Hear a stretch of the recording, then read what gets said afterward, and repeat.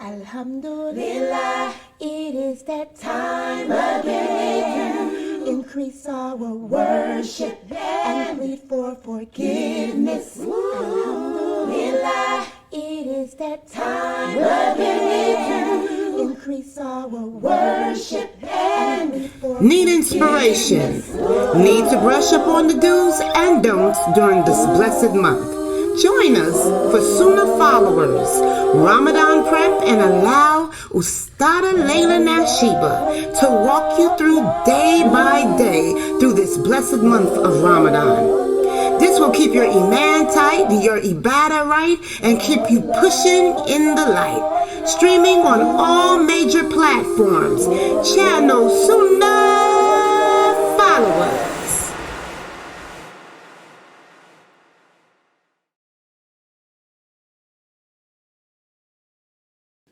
Welcome to a new way.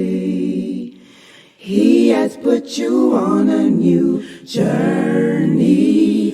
Hold close to him and follow what he says. Sent the final prophet Muhammad to mankind a mercy.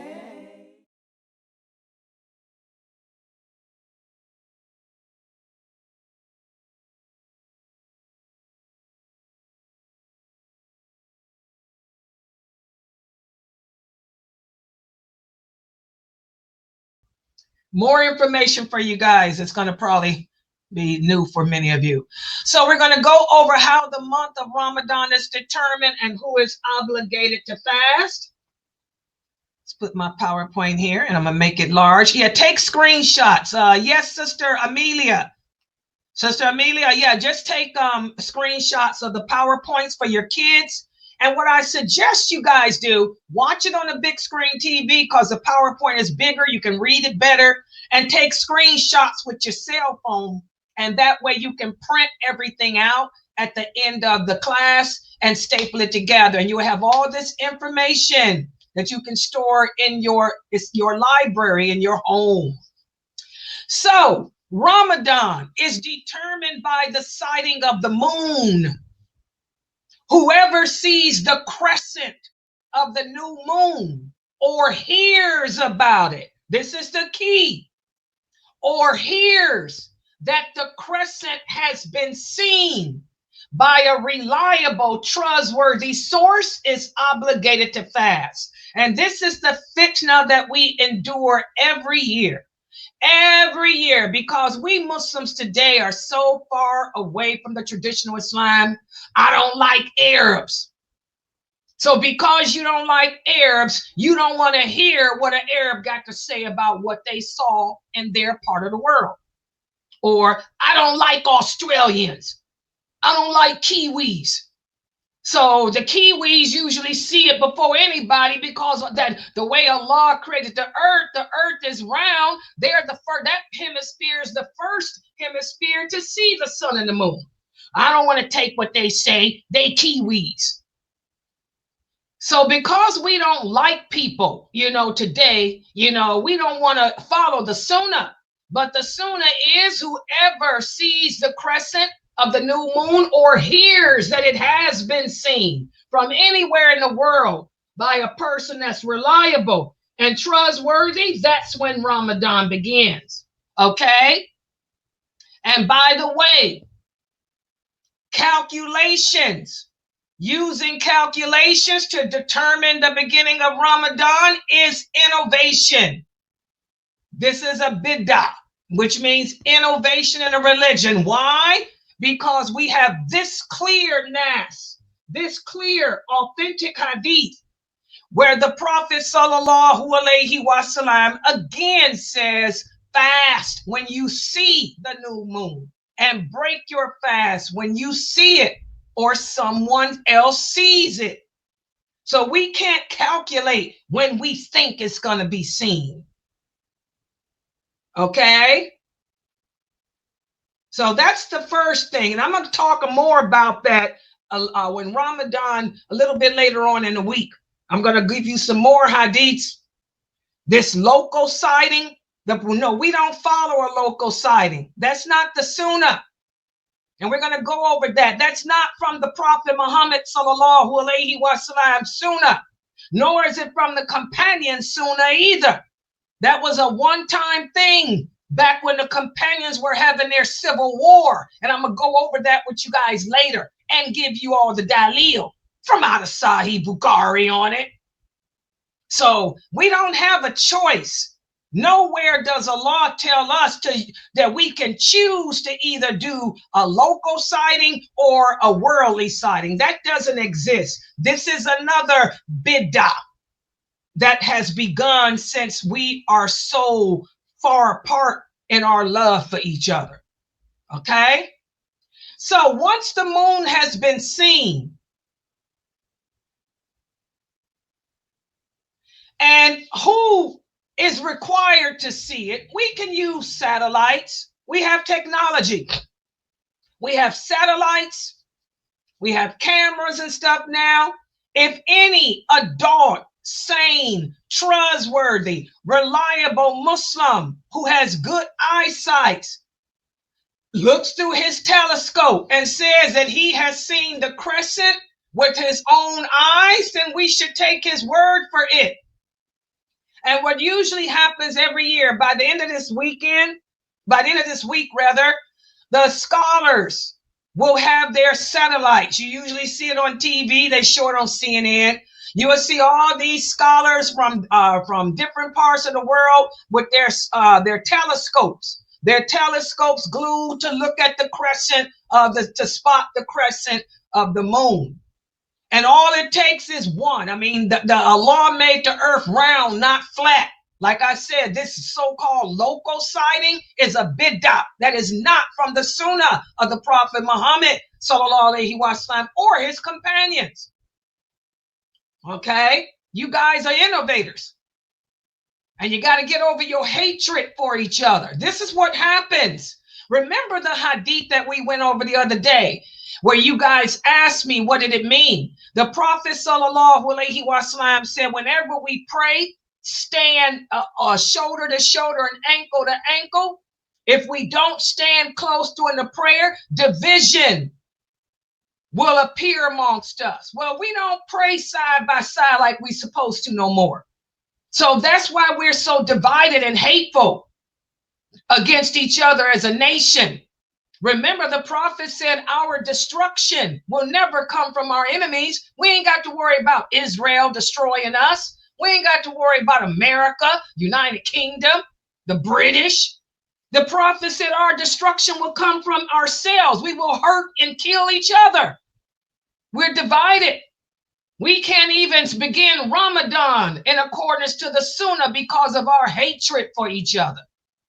Okay, but the Sunnah is, if any adult, sane, trustworthy, reliable Muslim, no matter where he is in the world, sees the moon, the crescent, then he has seen it for all of us. So now, like I said, I'm going to go into more detail. Oh, wait a minute. They can see me on YouTube still, right? Set this so I can see. I've left the Zoom room and the other one. Here I come. Here I come. Okay, there I am. Okay, now y'all can see me in the other Zoom. Okay, subhanallah. All right. All right, there. Okay, so we're going to talk more about that sighting of the moon and how we've deviated away from the traditional Islam and the Sunnah, and we've become innovators with this local sighting crap, which is not a part of Islam. In fact, the local sighting defeats the whole purpose of us fasting as a nation. But we'll get more into that later on in the week. So now what I want to do is discuss who is obligated to fast. Who is obligated to fast? Again, every sane. Y'all understand what the word sane means? That means no mental illness. For those of you who suffer with schizophrenia, for those of you who suffer with bipolarism, for those people who are developmentally disabled, For those people who have Alzheimer's and don't even know what day it is haram. I repeat, it is haram. I repeat, it is haram for you to fast. It's not even lawful. And I go through this every year because I got some schizophrenia, mentally ill people in my website, my students who want to try to fast when they can't, because all it does is destroy their chemical balance. The brain is a delicate part of the body, as Dr. McBride is teaching. And it doesn't take much when you're a left brain person. People with that type of schizophrenia and all of that and mental illness, you are left brain people. It doesn't take much to chemically imbalance the left hemisphere of the brain. So it is haram for you to fast. Because when Allah makes concessions, he wants us to follow and accept his concessions. He doesn't want you to disobey him and kill yourself and make your life miserable. So every adult sane, not mentally insane person is obligated to fast. So what do? For those of you who have mental health issues, you fall in the category of paying a ransom. And we're going to talk about the ransom later on in the week. And the ransom is your fast. All right? You get the same reward, but you ain't going to get no reward at all if you try to fast and you are mentally ill.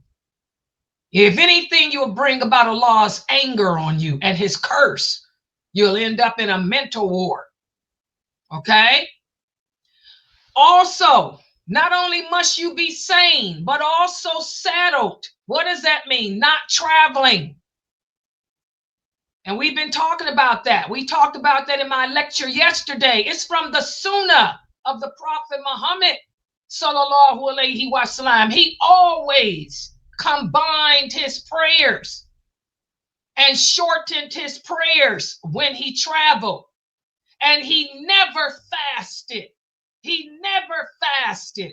He never fasted when he traveled. Because again, traveling is another concession that Allah gives us. You know, why make the religion hard on yourself? Why do something that you don't have to do when that thing can be a break for you from your obligations? And also, you cannot be on your menses. New shahadas, pay attention. For you women who are new shahadas, we cannot fast if you're bleeding down there, nor can you pray. And that includes postnatal bleeding from having a baby. That's considered a menses. Okay? But if you are sane and you're not traveling and you're okay in health and all of that, then you are obligated to fast. And again, the children.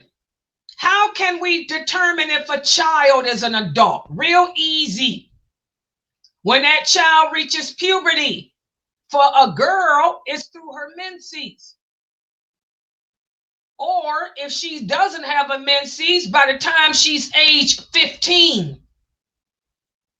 If your daughter is 15 years old and no menses, she's obligated to fast. With a boy, whenever he experiences a wet dream, and you mothers know, if your son has had a wet dream, then he is puberty. He's obligated to fast. Also, if he's got a little mustache and a little beard and all of that, you know the signs of puberty on a boy now. Or if he's one of those that puber late, he too has to be 15. If he's 15 or older, he should be fasting, even if he has no signs of a wet dream or a beard, a mustache, or any of that. Okay? Also, the pubic hair around the private parts, that's a sign. Again, 15 years of age. Now, like I told you guys, a lot of girls, including myself, we start our menses at the age of 9 years old. That's why I tell you guys, if you have any children that are 9 or older, make them all fast the whole day. Because a lot of girls start their menses at the age of 9. If your girl start, there are some rare cases where a girl may have a menses at the age of 6, 7, or 8. But that's usually not a menses. That's usually a rare occurrence of the girl's body changing, that it may cause that to happen. But it doesn't, it's not regular. It may happen once. Okay? But so the doctors and the scholars say 9 years old. If it's underneath the age of 9, it's not considered a menses. It's the body experiencing other stuff to prepare her. And what about the young children? Again, you teach them at the age of 6, the age of 7, and you make them fast by the age of 10. That's based on this hadith. Here it is, Sahih Bukhari. One of the companions, she said, we used to make our children fast, and we would make for them a toy out of wool. And if one of them became hungry and started crying for food, we would let them play with that toy until it's time to break fast. And this is a beautiful hadith because it shows us, it's kind of hard for kids. You know, let your kids take a break. You're making them fast the whole day because they're 9 years old, alhamdulillah. But let them take an hour to play Xbox. When they start getting tired around 4 o'clock in the afternoon, that's when they usually get tired. Oh, Umi is hurting. I'm kind of tired. Okay, you can go ahead and play Xbox for an hour. Or, let them watch a little TV during the last hour of fasting. Let them play a game. Play Monopoly with them or Scrabble with them or whatever they play. I don't know what games they play today. Play some cards, Old Maid or my card, Bid Whisk. Play some Bid Whisk or spades with the kids for the last couple of hours to take their mind off the fasting. Because that's what the companions would do. They made their kids fast and they would give them toys to play with when it became difficult or tiring for them during the day. And again, for you parents who believe that fasting is too harsh, ponder this reality. Allah tells us in the interpretation of the meaning, O you who believe, save yourselves and your families from a fire whose fuel is men and stones, over which are appointed angels who are stern and severe, who do not disobey from carrying out the commands of Allah. So that's your job as a parent. It's your job. It's my job. It's our job as parents and grandparents to save our families from the hellfire. You don't love your children more than you do Allah. You got to learn to balance that love. And children are stronger than we think. You guys see it here in my website. Look at my children's SunnahFollowers Kids class on Sundays. These kids get all those questions right, and they're strong. Like I said, my kids on my Zoom room were fasting at the age of 6 the whole day and making all their prayers and wearing hijab. The girls on my website have been wearing hijab since they were 6 years old.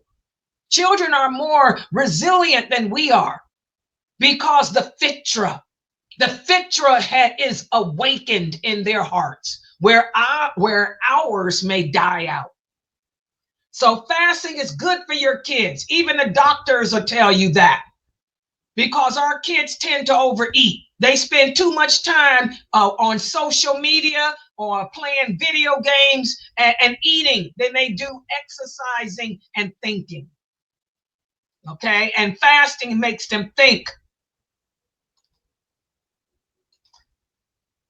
So this brings us to a question that one of my new shahadas asked the other day, and I told you I'd talk about it today. What if a person converts to Islam during the month of Ramadan?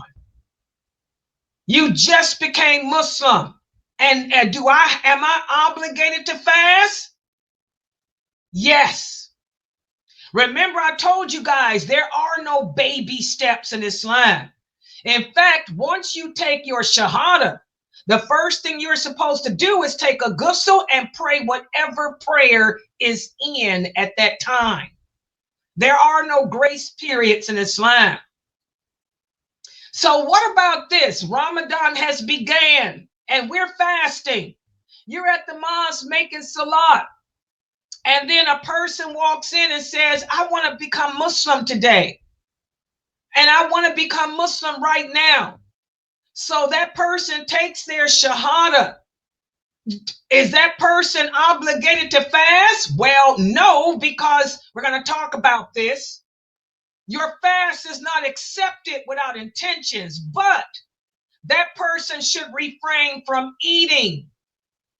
You know, he should still try to refrain from eating for a couple of reasons. Number one, other Muslims are fasting and haven't broken their fast yet. And also it's good for him to adjust immediately to his new way of life.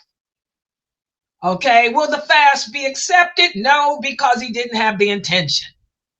Okay, but they say it's best that he refrain from eating for the rest of the day for those two reasons. And this, oops, I'm sorry, when I hit the wrong button. Oh, I'm sorry. And the same with the children. Sorry, wrong button. The same with the children. Say, for example, your daughter, we're fasting. This is the month of Ramadan and we're fasting. Your daughter comes to you and says, Umi, my menses. Okay, you clean her up. Okay, and the same thing with her. She should refrain from eating the rest of the day. That's good practice for her. All right, so I want y'all to keep that in mind. Keep that in mind. But again, they don't have to make that day up. They're not held accountable for that day because, again, they didn't meet the criteria of having the intentions to fast. And we're going to talk about this more when Ramadan begins next week. Let me reiterate, it is haram. It is haram. I'm going to say unlawful because it is. For people with mental health issues to even attempt to fast. If you bipolar, take your medicine and keep it moving. You schizo, take your medicine, keep it moving. Developmentally disabled people are not held accountable for anything. They don't even understand this stuff. The insane are not responsible for their deeds, remember, because the pen is lifted. But if a person is insane at some times and sane at others, you fast when you're sane. But this is where the problem comes in. And this is why we tell you don't even try to fast. Because of the medication. It doesn't take much to throw your metabolism off. Fasting is a big jump start to anybody's metabolism. And being bipolar, being schizo, that's a lot on your body and it's going to throw you off. So this is why we say, even though you are sane right now, don't even try it. Because we've witnessed, even here on my website, I got two students, Gracie and Brother Colic. They have not come back yet, because both of them attempted to fast 2 years ago, and both of them are schizophrenia. Both of them have been thrown off, and their body has not been regulated yet. And it's been 2 years. They're both locked up. They ain't came back yet because of their mental state. So that's how bad fasting can mess up a person whose left brain is like that. So that's why we say don't even attempt it. You can pray, of course, you do your prayers and stuff, but not fasting. You don't want to do anything that's going to trigger something bad to happen to you. So what about this? If a person dies during the month of Ramadan, say for example, I'm fasting, it's Ramadan, I fall out my chair, hit my head on a piece of cornbread, and I'm dead. Layla's dead, she gone. Y'all ain't got to hear this voice no more. My family does not have to make up the days that I'm not living for me. They don't have to fast the rest of the month for me. Allah does not hold us accountable for not being here to do something. Okay? Also, new shahadas, pay attention. My married couple, the effortless couple here, alhamdulillah, Sister Kimmy and Brother Abdullah, my effortless newlyweds. You cannot have relations until it's time to break the fast. What does that mean, Kimmy? That means when the adhan for Fajr is called, you tell your husband to go to the mosque or something. Go to work. Don't come home until it's time to break fast. Okay? No sexual relations from Fajr until Maghrib. Now you can kiss and hug, but no sexual relations from Fajr till Maghrib. That's for all new shahadas. Okay? What if you didn't know that Ramadan was here? Of course, Allah doesn't hold us accountable for what we didn't know. But inshallah, you guys will know, because I'll let you guys know when Ramadan it comes in this week, inshallah. And also, if you're traveling, Brother Abdullah, let's say that your job, you're an engineer. Let's say that the company is going to send you out of town. You have to go to a seminar out of town somewhere. You're a traveler. You don't have to fast. We're going to talk in detail about that later when Ramadan begins.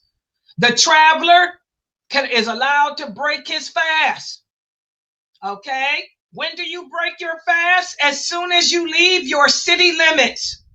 Like the Prophet did. That hadith we went over yesterday. The Prophet never combined. I mean, he didn't shorten his prayers when he went to the cemetery. But he was, because that was so close. And he didn't shorten his prayers when he went to answer the call of nature. But if he went outside of that area, that's when he would shorten. So wait till you leave the city. You live in Detroit. Once you go beyond Detroit, that's when you break your fast. Okay? Me, I live in Cuyahoga Falls. Once I get to a different suburb, like Twinsburg, then I'll break my fast. I'm just giving examples. And that's all based on the verse of the Quran where the Prophet, where Allah says if a person is traveling, if they're not settled, then they don't have to fast. And like I said, I'm going to go over the rules of traveling and stuff when Ramadan begins. A lot of people ask me, can you fast if you want to? Yes, you can. But it's the sunnah of the Prophet to break it. But if you want to fast and make life hard on yourself, you can. And I'll go over that in more detail during Ramadan. What about this? one of the brothers here, brother Bilal. Brother Bilal sent me an email. He said that he has to go out the country during the month of Ramadan for business. Okay? Whoever's determined to travel in Ramadan, again, if you're on a plane, let's look at this. I got it here. If the sun sets and you break your fast on the ground and then the plane takes off and you go to Africa where the sun is there, then you don't have to stop eating because you've already fulfilled your obligation. I'm trying to make it so you can understand, Brother Bilal. You're going to go to Tanzania. Okay? So you're going to leave at night when the fast is broken here. You fasted for the day. But when you up in the plane and y'all get closer to Africa, here you see it's daytime. Do you have to stop eating? No, because you've already completed that. And I'm going to go over this in more detail for you when Ramadan begins. And whoever is traveling or whoever is sick during the month of Ramadan, keep track of your days because you're going to make those days up later. Unless you fall in the category of ransom, unless your mental health issues like bipolar, these people pay the ransom. But for regular sicknesses like the cold, the flu, COVID, stuff like that, keep track of those days so you can make them up later. What about this? What if you are a habitual traveler? What's a habitual traveler? You're an Uber. You're an Uber driver. You're always driving people from one city to another like a taxi driver. Now we don't use taxis as much. We use Ubers. Okay? A habitual traveler. These people don't have to fast if they have a home to return to. Okay? But they have to make those fasts up later. And that's based on this again. The prophet said fast when everyone is fasting and break your fast when everyone is breaking theirs. What is that talking about? If you're fasting and you go to a part of the world or you're Ubering to a city where everybody is fasting, then you fast too. Because if they're fasting in that city and you have to fast too, if you're going to be staying there for a while. That's the habitual traveler. You're taking somebody to LA. And when you get there, it's daytime and everybody is fasting, but you weren't fasting because you drove 3 or 4 days in your car to get there. But now that you're there and you decide to fast, you fast too because everybody else is fasting. And I'm going to go over this stuff even more during Ramadan. But that's the basics of what I wanted to cover with you guys tonight.